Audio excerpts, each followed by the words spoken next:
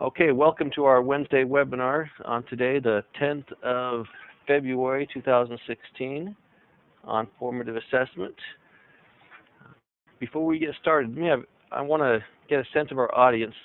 If each of you could type into the text chat box what school you are coming from, that way we have an idea of who's listening live. We'd appreciate it.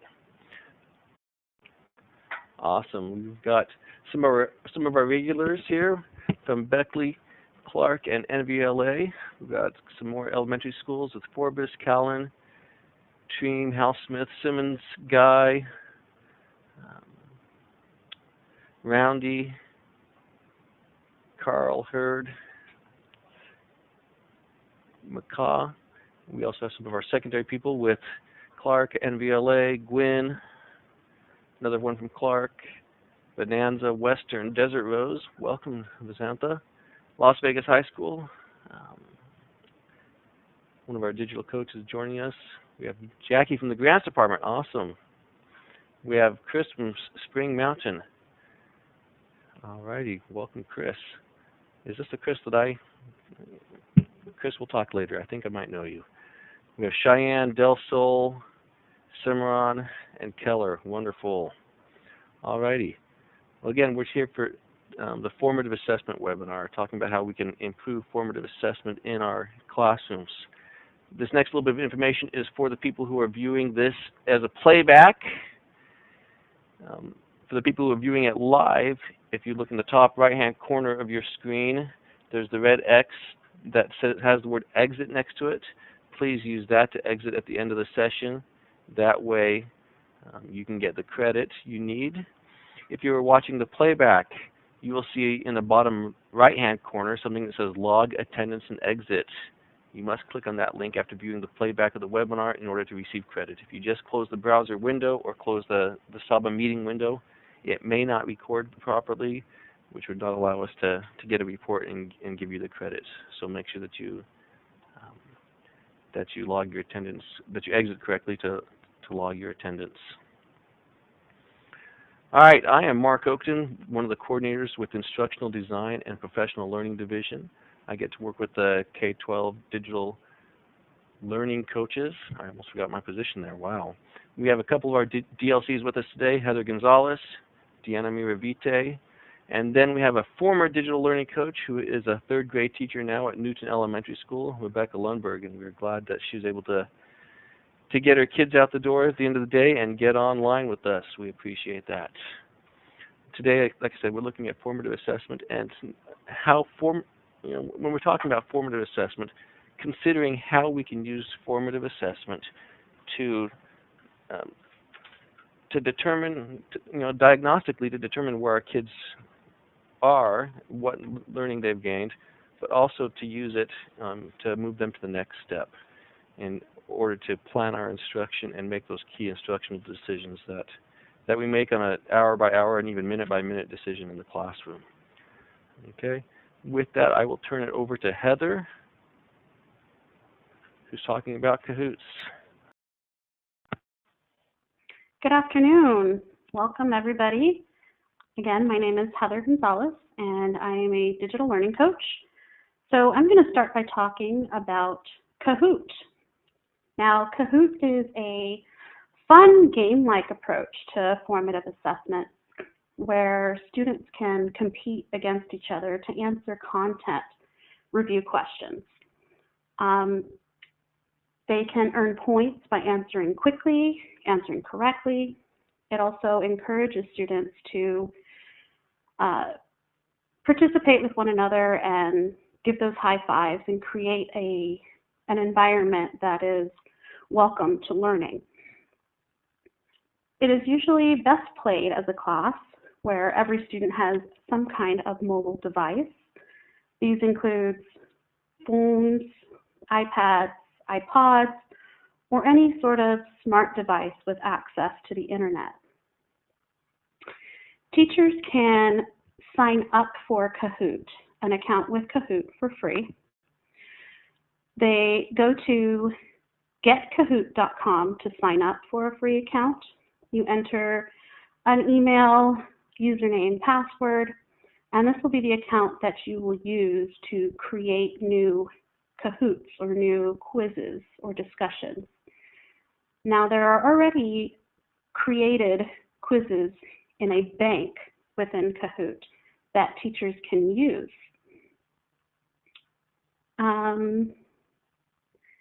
And you can take those and edit those quizzes to your liking to fit the needs of your students.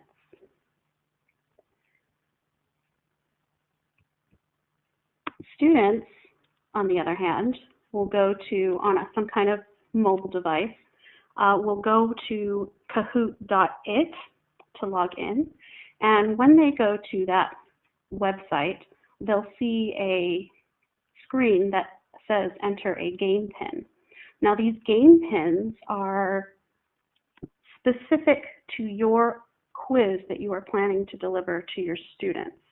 So the game pins will be different for every quiz that you create. After students enter a game pin, they will enter a nickname or their name so that you know who is participating in your quiz.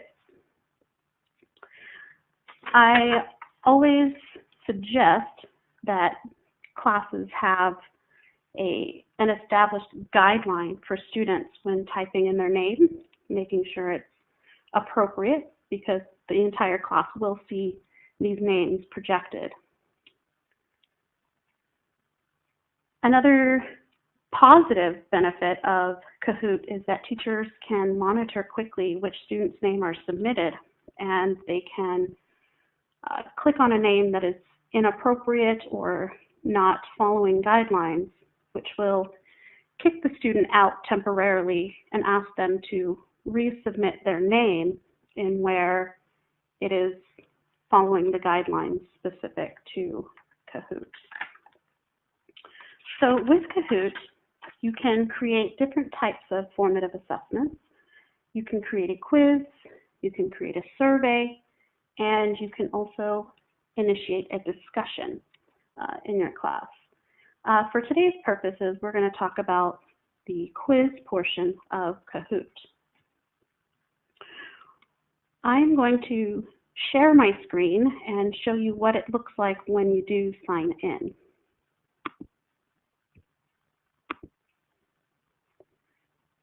So within Kahoot, when you log in and create a new account, you will see that this is the screen that will show up. You have options to create a quiz, a discussion, or a survey.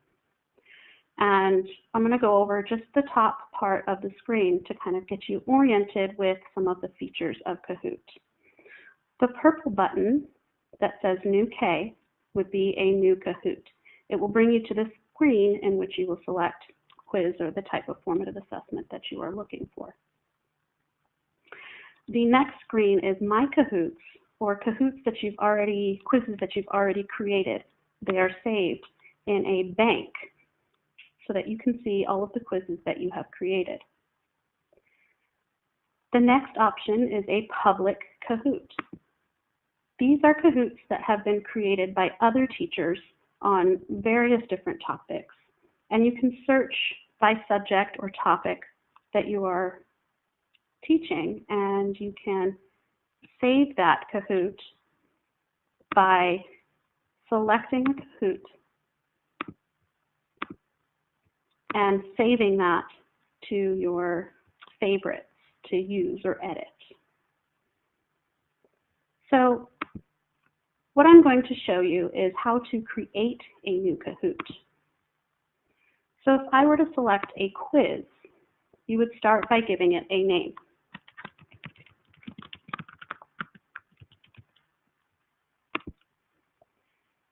You will then be brought to a screen where there are questions that you can enter. So you would enter a question,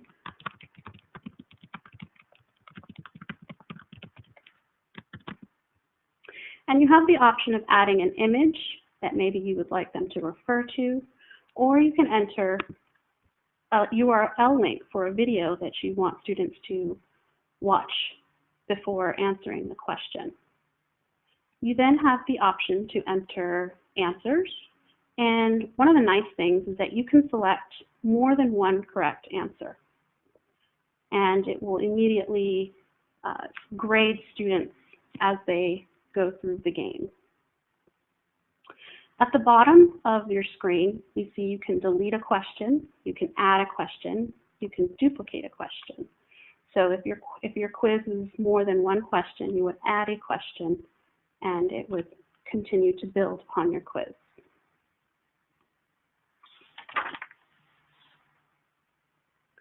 So for this purpose, we're going to go ahead, if you have a handy mobile device, a phone, or some kind of smart device that has access to the internet, and you would like to participate, we're going to do a sample Kahoot, just so you can see what students will see and how teachers can monitor Kahoot.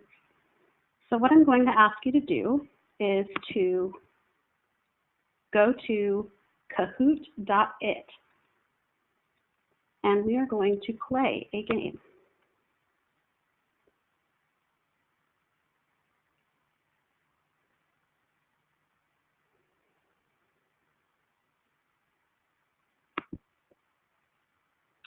So when you are ready to join,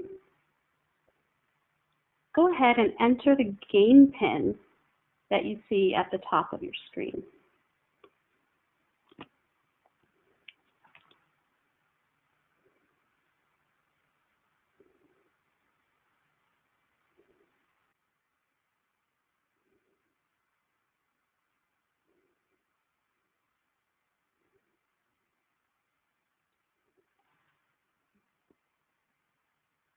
Now there is music usually playing in the background for this, so it kind of gives a little ambience to your game.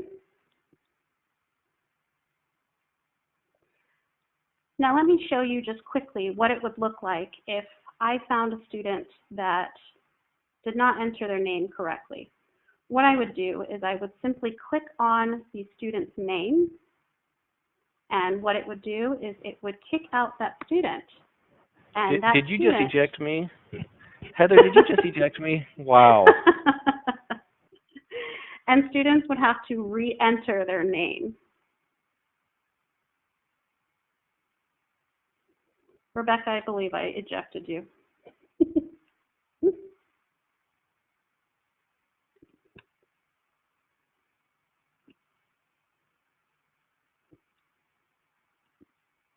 Now, I've allowed the option to keep the game pin available on the screen so that more people can enter throughout the game.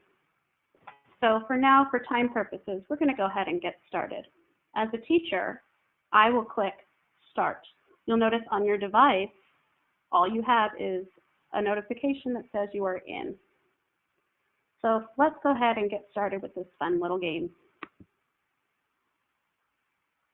Remember, answering quickly and correctly earns you points.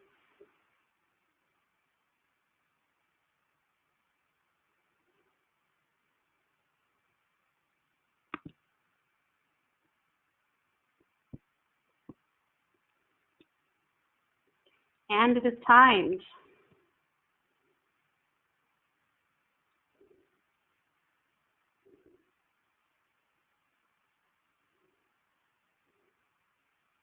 So after each question, what it does is it shows which answers were answered most often, less often, which could create a discussion in class of maybe any misconceptions or talk about why other students chose the answer that they chose. And after each question, there is a scoreboard. So it keeps that fun, entertaining aspect to the game going.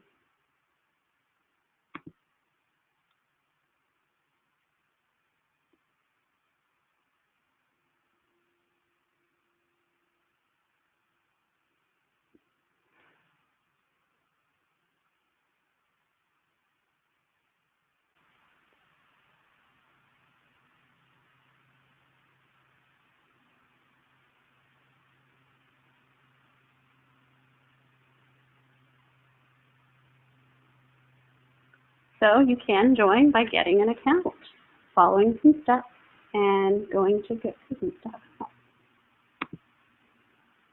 So Luke Skywalker has stepped up. You've brought the force, apparently.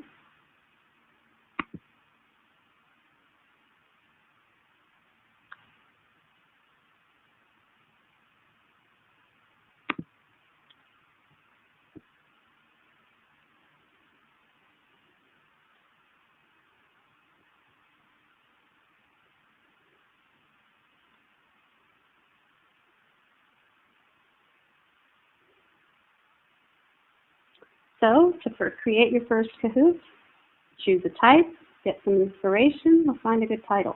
I wouldn't suggest using butter and sugar. Luke Skywalker is keeping it up at top, close behind Dee Whitmer.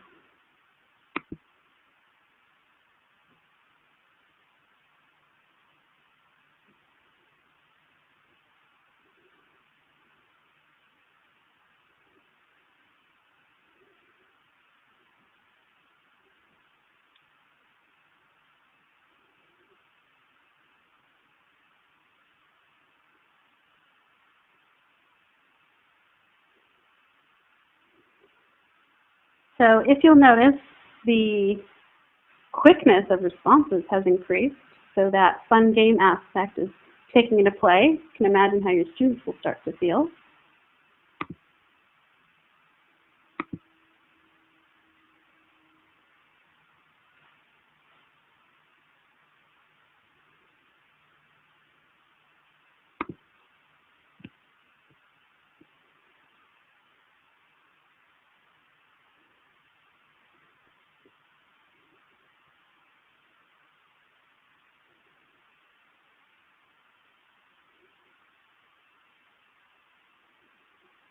Great.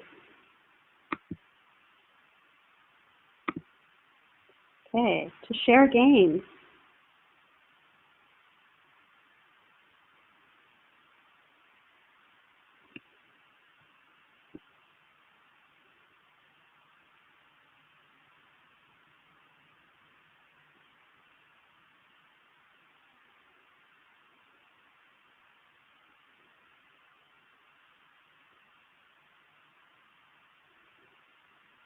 All right.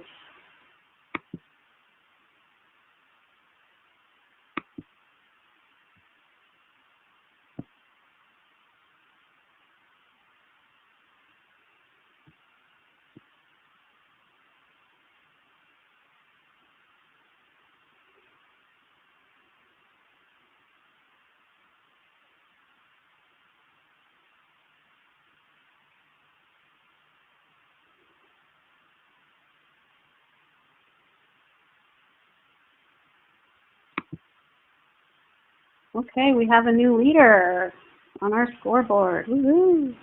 Heather, in the interest of time, why don't we do one more question? Okay.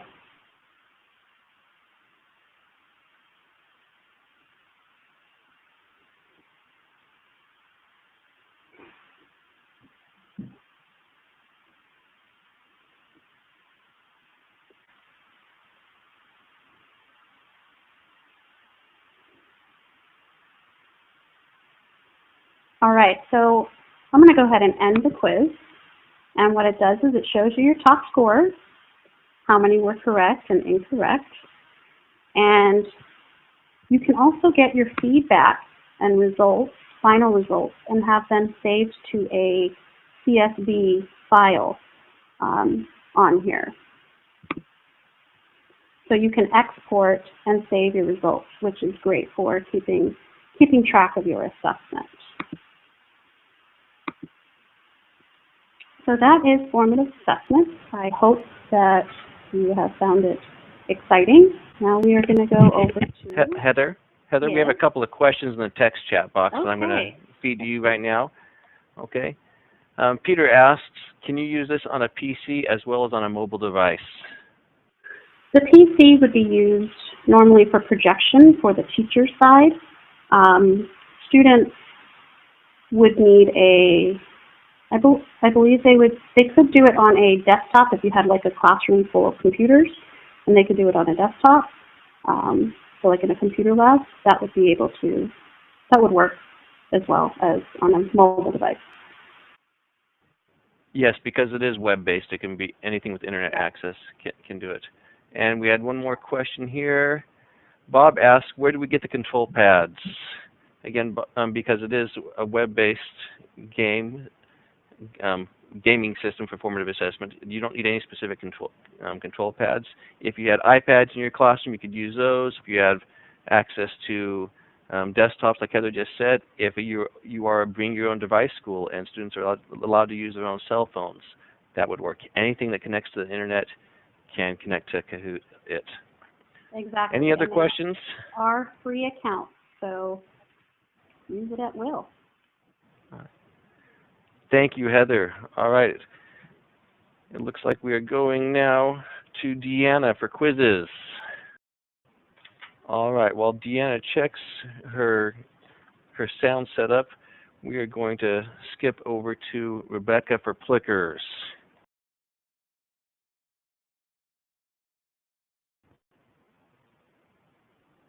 Can you hear me? Yes, we can hear you. Awesome. All right, so today I'm going to be talking to you guys about Plickers. And Plickers is a great way to do formative assessments on your students. It's quick, it's easy, it's engaging, and I use Plickers in my classroom all the time. The kids love it, and it's a great way to see if you need to reteach a lesson or maybe pull a small group of kids the next day or during small groups later that day to see if they need to learn any skills they might be missing. So I'm just going to show you a little few things about Plickers. Let's see. So students use these Plicker cards to respond. So you do not need devices for them. You only need one smartphone or one tablet, and the student uses this little QR type special code in the bottom right hand of. Okay, so I'm going to continue on with Plickers while Rebecca is working on getting her audio back. Talking about Plickers. Rebecca, Hello. there you are. Yeah, there sorry. I'm having some Okay. connectivity issues on my computer. Yay. No problem. I'll let you go ahead and continue. All right, thank you. So on the Plickers website, my computer's running really slow, so I'm just going to briefly talk about it.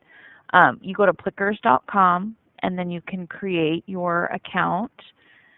Each kid gets the card. The teacher scans the cards with their device.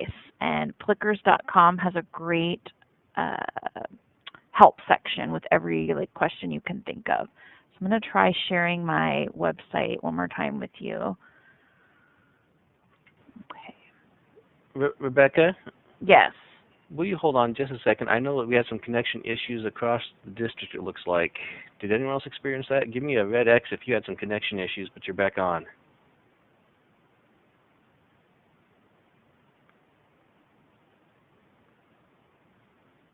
All right.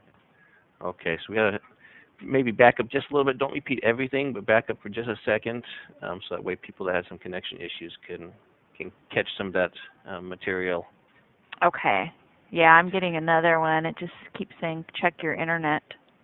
Yeah, there's a bunch of people that got kicked out that are back in just like me. Okay. Okay.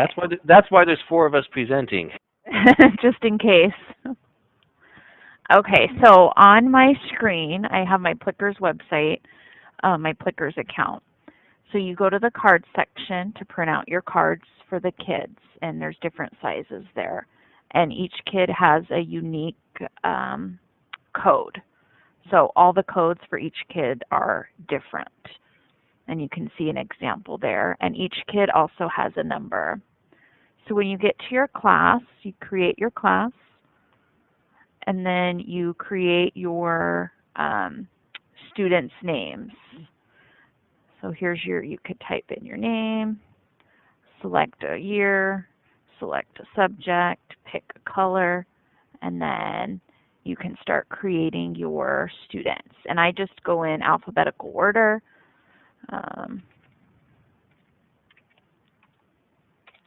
And then there's their card, and that assigns them card number 1.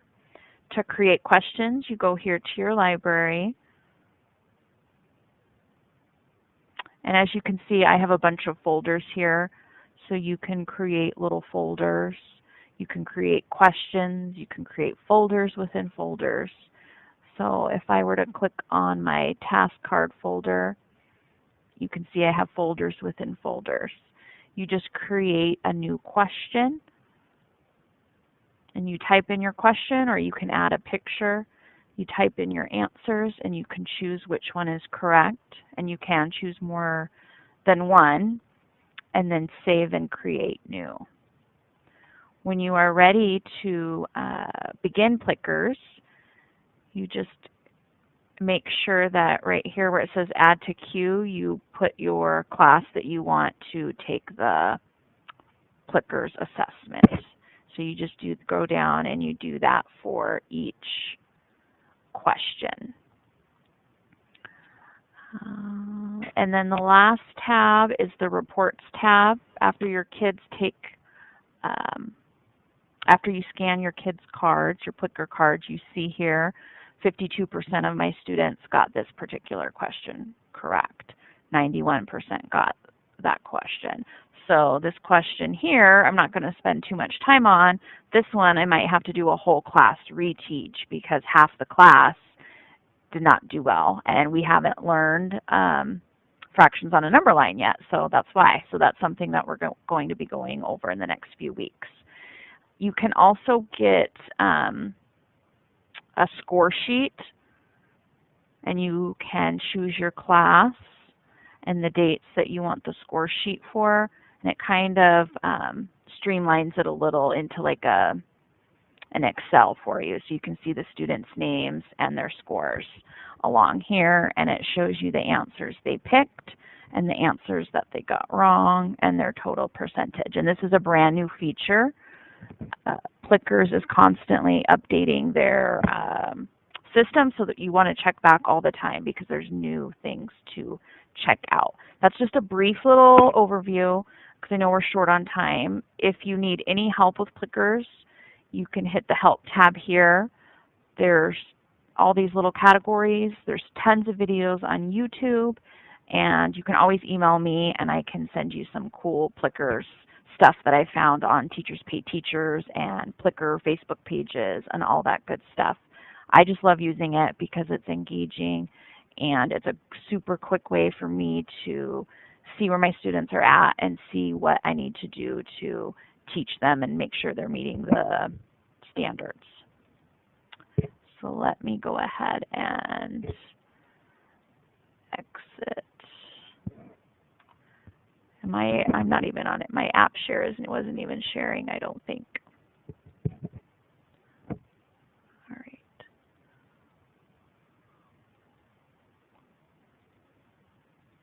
Okay. Oh, and here's one little more sheet here. This is just a screenshot of what you would see on your phone or your tablet when you're scanning. So this is for you to see right then and there. And as you can see here, most of the kids got that, so you might want to pull these kids that picked A, B, and D in a small group the next day. And allow me to just emphasize that we are using these not just to get it, because it's fun for the kids, but it allows us to make decisions about which students we work with and what kind of interventions we use to help make sure that all students are learning the content and the skills that we're intending them to learn. So I can't emphasize that enough. All right, Deanna, are you with us? Let's check your sound. Okay, can you hear me? We sure can. You are up. Welcome back. Sorry about that. I think I got kicked off the network. I'm Deanna Maravite, and I'm going to talk about quizzes. Quizzes is very similar to Kahoot, which is why I was supposed to present it after Heather before I got booted off of the network. Quizzes is also very fun.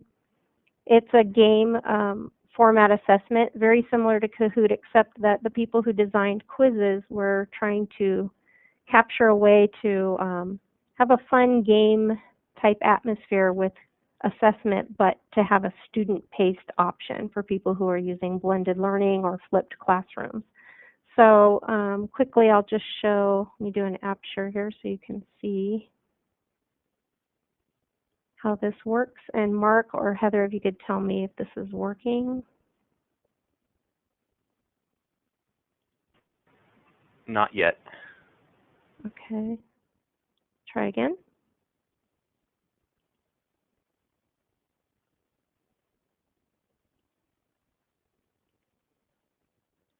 Can you see it now? No, we still don't see it. Okay. Do you want me to go ahead and just show the slides for now since we can't get that to work? Try one more time. Okay.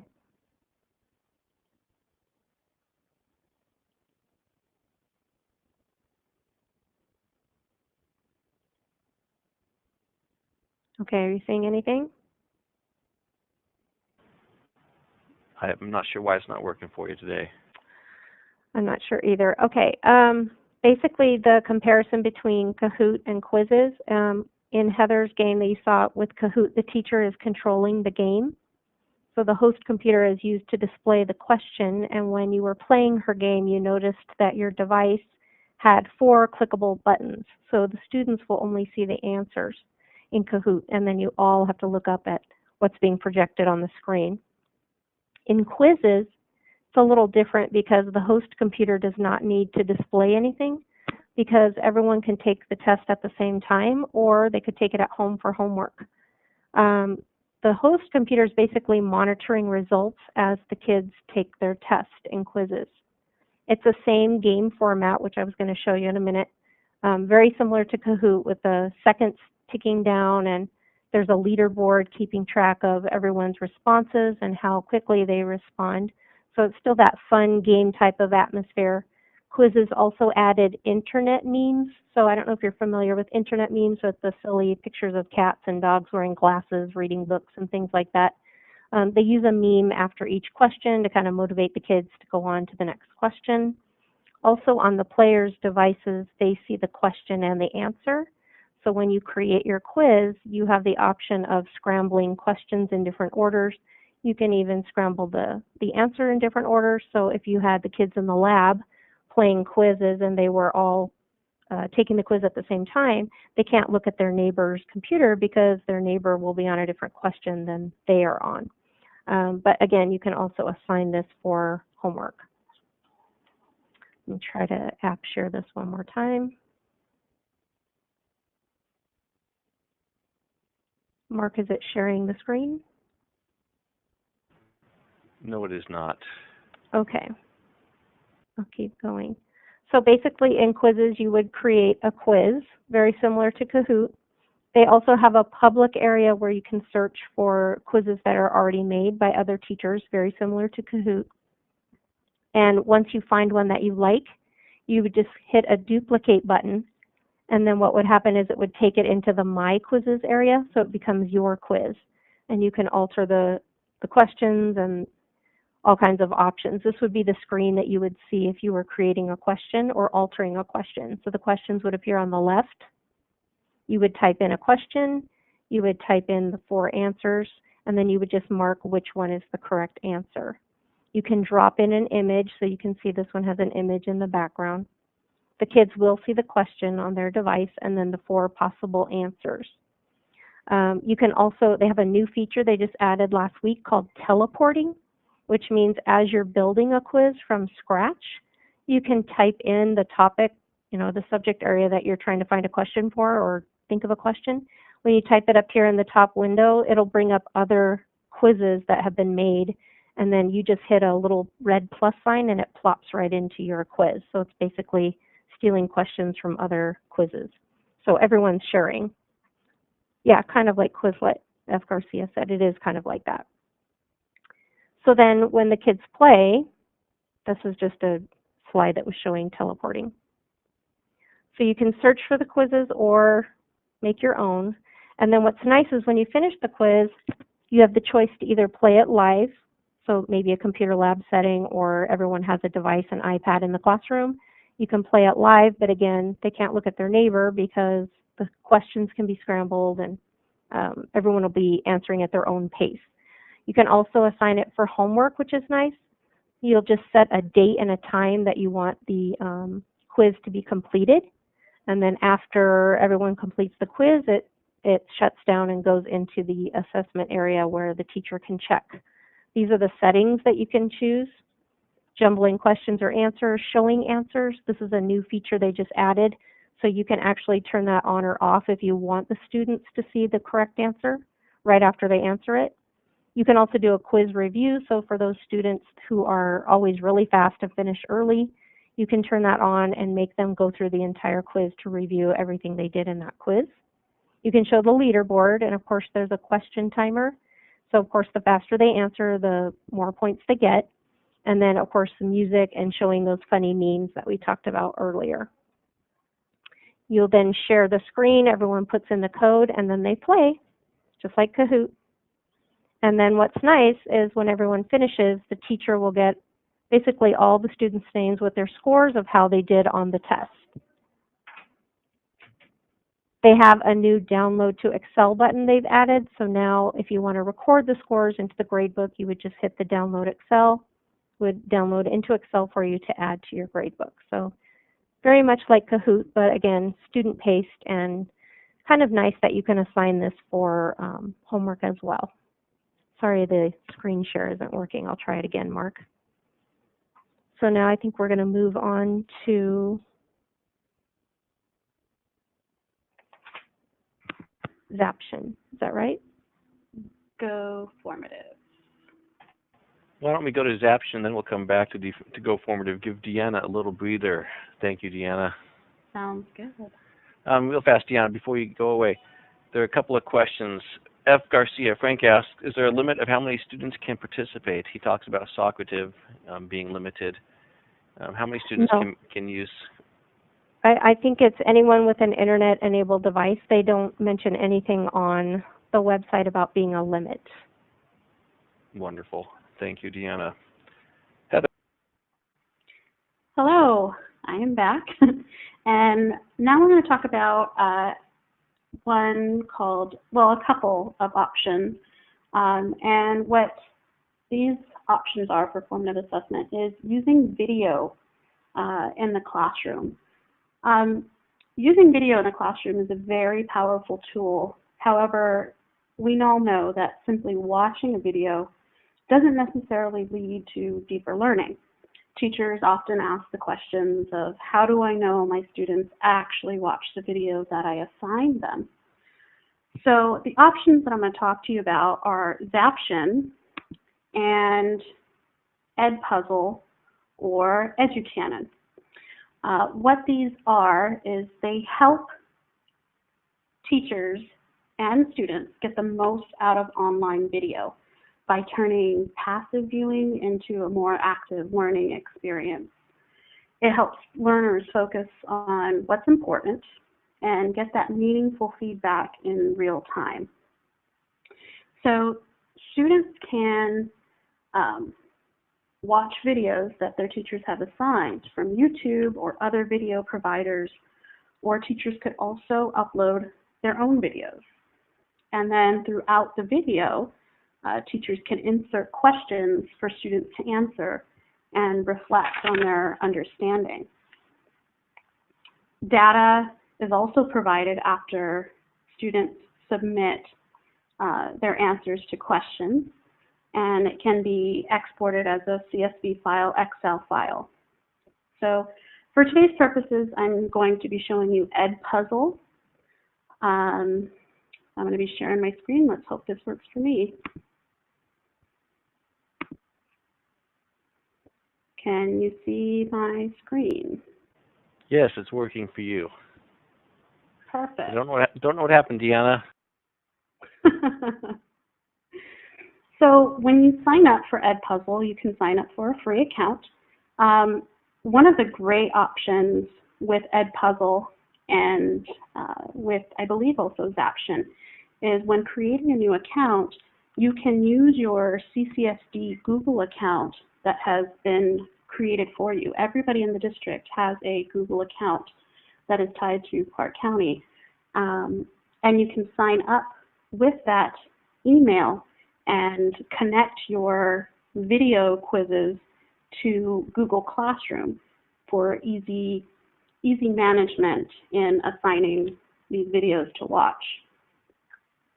So I'm going to talk a little bit just about what Edpuzzle does. You have a search component, which is kind of the same with most of these that we've shared, where you can search a community of options of lessons that have been created. You can also go to your content and create your own content. So for today's purposes, we're going to create one. You would go to the Create button and create a new video. And it gives you the option to search through all of these different video providers for lessons. It links to Khan Academy, LearnZillion, and all of those great resources. So I'm going to enter a video that I had found, and what I'm going to do is I'm just going to copy the URL and paste it.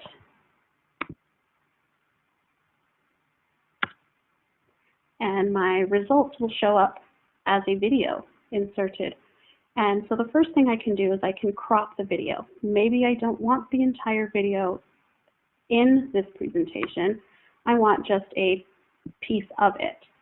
And you can trim that. Once you have trimmed that, you would simply go to your next option. This here is an audio track.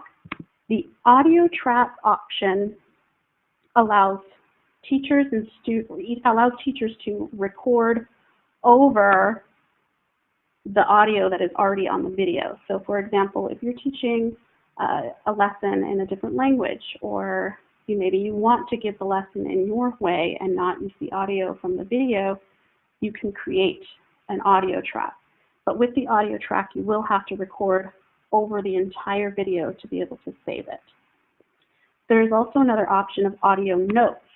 What audio notes is, it will stop the video and insert an audio note. So if you notice where I see a little yellow tag at the bottom, if I moved my video to this portion of the video and I wanted to add an audio note, it would stop the video and add whatever audio note that you wanted to record for your students. Perhaps it's just to explain things further, maybe add a comment, or give the students something to think about as they continue to watch the video. Simply doing that, you would just click on the button and it would record what you have to say for that video. The last option is the quizzes. When you click on the green question mark for the quiz, what you can do is you can add a quiz into certain parts of the video. So let's see, right here I'm going to add a question, and it gives you the option to type an open-ended question. So maybe you wanted them to type something in response to what they've watched. You can use the option of a multiple choice in which they can select a correct answer from a list, or correct answers, because you can select more than one answer. And there's also just a comment box. So maybe you want to type the comment instead of a audio comment, or you can insert a diagram or a picture that you want students to refer to as they continue to watch this video. Once they have watched the video, they go through the whole thing and they submit their answers as they go through. When you finish that, you can assign it to a class through a link. You can provide this link and put it in Edmodo, or if you use Google Classroom, use Google Classroom. Or like I said before, it links directly to your Google Classroom account if you sign up with your Gmail account. So I can assign it to my Google Classroom class. And one of the great superpowers of this is you can prevent skipping. So students cannot move forward through the video without answering the questions that you've provided. So you have all of your videos and your content. You can assign it, like I said, share it, create a new one, or just manage your classes. And it is free to use. And these are a great way to incorporate using video into your classroom for some quick feedback and assessment. And if there are any questions on this, you can ask some questions, or we can move to, I believe, who are we moving to, Mark? We had a question or two. Let me see here. Okay. Michelle asks, so I could record parts that I want to during parts of the story, and then I could highlight vocabulary that I need to do. Would that be a use that you would recommend with the voice option? I'm sorry, repeat that again? Maybe use the voice recorder option for highlighting vocabulary that's a part of the video.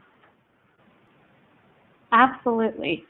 Using the audio notes and the comment feature, you can pause it, add your audio talking about which vocabulary they should pay attention to, and maybe in the quiz question, put a comment highlighting which vocabulary words and definitions that they should be paying attention to. You can insert as many quiz questions on one part of a video or comments, and you can continue to add those throughout. Okay, thank you, Heather. We're going to go back to Deanna, and she's going to show us Go Formative in the next couple of minutes. Okay, we're going to try this again. Can you hear me? Yes. Okay, great. So we're going to talk about Go Formative. It's actually called Formative, but someone already has that website. So to get to Formative, you have to type goformative.com. And basically, this is a way of creating an assignment that you can assign to your students.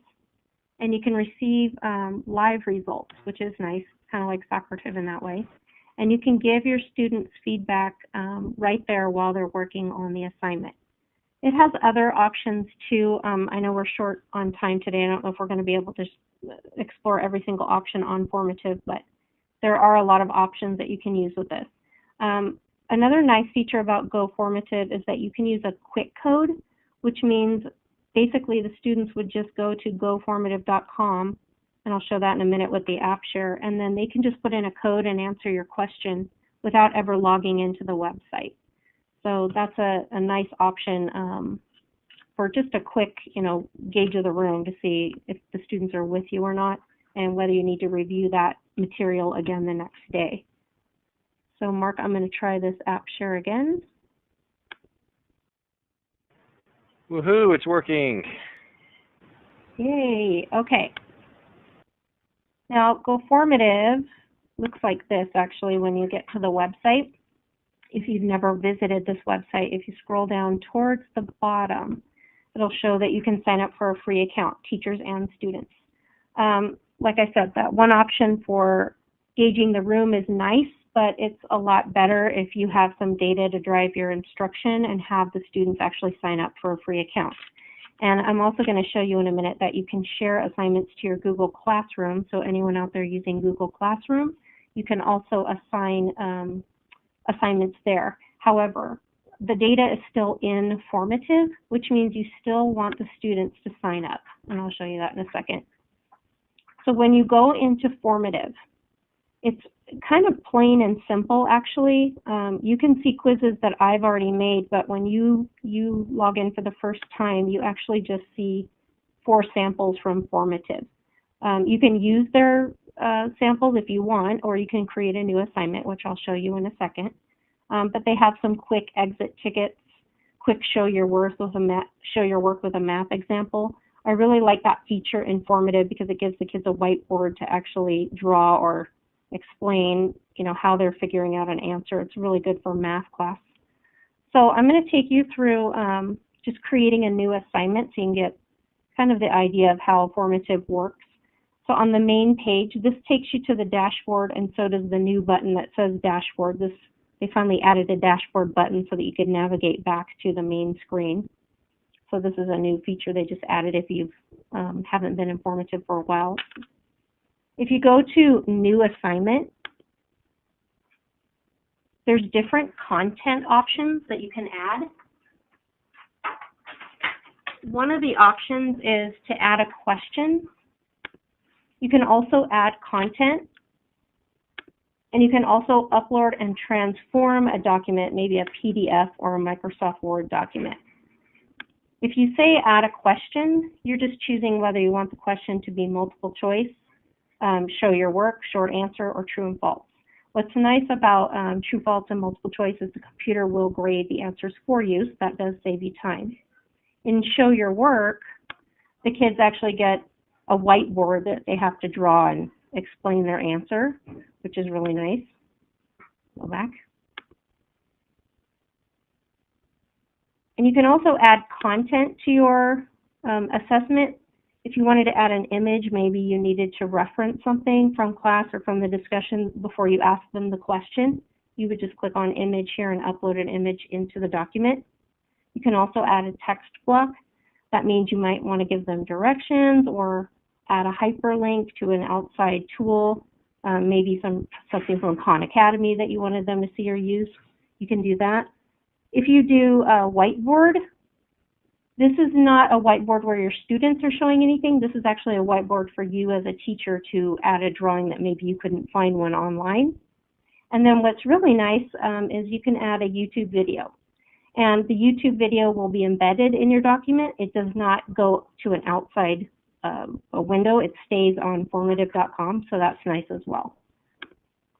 So I'm just going to do a quick exit ticket where you would add a question. We're going to ask the kids to show their work.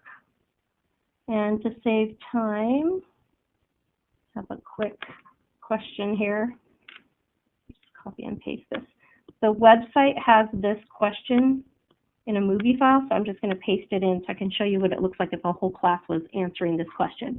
So if a math teacher says large pizza has a diameter of 20 inches, 1 inch crust, what's the surface area of the cheese? They have a whiteboard to figure this out. I can preview it to see what it's going to look like for the students. This is what they're going to see. And then I'm going to assign this for them to work on it. When I assign it, I can either choose everyone to have access to it, which is nice. Like I said, they can use that quick code, answer the question on the fly. The drawback to this is that they don't get feedback from you and they don't see a score. So it's not something that's recorded. So you want to do only classes if you want to actually give a grade for this. So I'm going to choose that I want period 4 to see this assignment. Notice it says open. That means the kids can now respond. If I say closed, it just means they can't respond anymore, but they can still see their score. And then they just added this new one, which is instant scoring, which means they can see the score and they can change their answer and resubmit it to you. This is the code that they would use down here in the quick code box. You can also add a link to a website if you're using a website in your class. This is handy if you are using Google Classroom because you can now post this assignment to your Google Classroom. And you can also embed the code on a website. We're short on time, so I'm basically just going to show what happens if the kids go in. Notice this is a fake student. I'm going to refresh the screen. So the student now sees 2 assignments. Here's the one that I just made with the math. So here's the pizza. The student starts drawing the pizza, starts figuring out the radius, diameter. Meanwhile, the teacher can go to live results, and you'll see down below, it sees what I'm doing. So they're on this screen, and then the teacher would be on the other screen. And GoFormative actually has a video of this on their website where this is what it would look like if the whole class was answering the question at the same time. So I'm monitoring, I'm watching what they're doing. I can then select a student and zoom in on their screen. I can give them a score right while they're still working, and I can give them feedback. Type a message to them and send it to them, all in real time. So sorry, we're running short on time, but there's other features as well. One of my favorite features on formative.com is the upload and transform, and we won't have time to demonstrate that today. But basically, if you hit upload and transform, you can upload any PDF or document that you have already, maybe on the computer, and you can add content to those worksheets, such as video and things of that nature. So sorry, we're short on time, but Formative is a really great tool to figure out what's going on in the class and get a gauge for what needs to be retaught. So Mark, where are we going now? Thank you so much, Deanna. Like Deanna said, we are short on time. But again, formative assessments to be, yes, Lauren, thank you for the round of applause. We appreciate the digital coaches taking their time to do this afternoon. great resources for helping you to give your students that feedback, to take their pulse and see how they're doing. Socrative was another one that we wanted to look at today, but we are out of time. So if you have any questions, please type them into the text chat box. We will answer those questions. We would like for you to take a little survey before you leave to give us some feedback on how we did today. Very, very brief. And when you're done, please feel free to check the red X and say exit to exit the session. We'll stick around for a few minutes to answer any questions that you have. Thank you for being here. Let's give a round of applause, please, to Deanna, Heather, and Rebecca. Thank you so much. Also, if there are any questions, you can email any of us to ask specific questions, and we will be happy to help in any way that we possibly can. Yes, and don't hesitate to contact your digital learning coach that's assigned to your school. If you don't know who your digital learning coach is, email me, Mark Oakton, and I would be glad to make that connection for you.